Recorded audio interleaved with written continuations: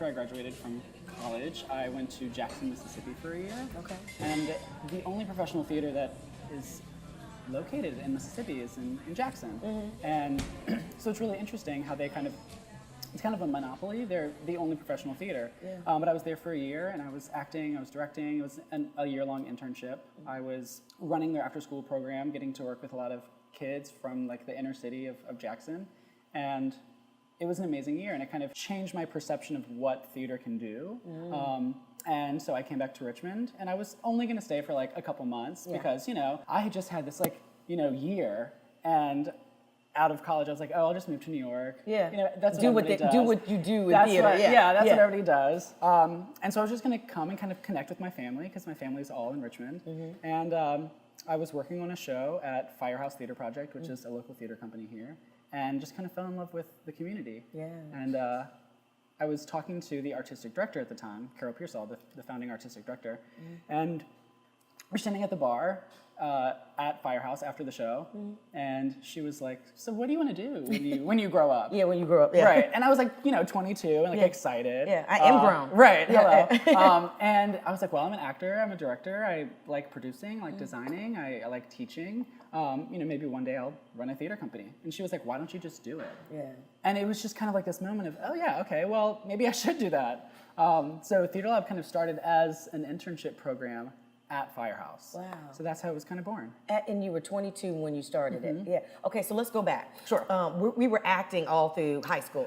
So did you come out acting? Like, were you doing acting as a child? Full performance as a child all the time. Okay, your mom was like, oh gosh. Yeah. Okay. Well, it's funny because I did like a YMCA after school program when I was in middle school because, like I said, we moved from Sandston where I had a bunch of friends.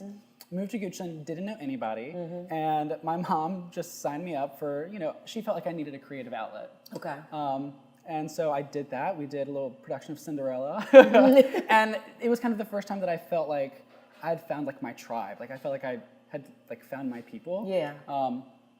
Because I was kind of like an awkward kid. I had like really weird social skills, and I joke all the time. Like I sat in my bedroom as a kid and like played DJ. Like I'm DJ, but like you played yourself. I would pretend that I was like a disc jockey, and like I would just like play different songs on my radio, and like I would keep myself entertained that way. And like my parents had like a stack of records in the back of their closet. I just remember like pulling that out and like listening to jazz music a lot as a kid, and like I loved the dramatics of that music, and so I kind of spent a lot of time alone as a kid. So when I started kind of like doing theater and being around theater people, it kind of felt like I knew who my people were. Yeah.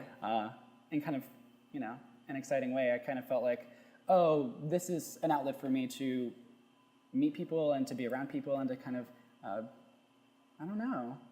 do more with myself than just be like, kind of an awkward kid. Yeah. Well, you said at 22, someone told you to just do it, That's Richmond. Yeah. To me, that defines what Richmond is right now. It's like, so what do you want to do? Oh, okay, yeah. So go over here, talk to so-and-so, and then just do it. Yeah. Do you feel like if you were anywhere else, you may not have been pushed there? Would Jackson push you to do it? Sure. Would New York have pushed you to just do it? Sure. Well, the thing about Jackson that's really interesting, the city is modeled after Richmond in a lot of ways. So it's interesting. The dynamics are very different.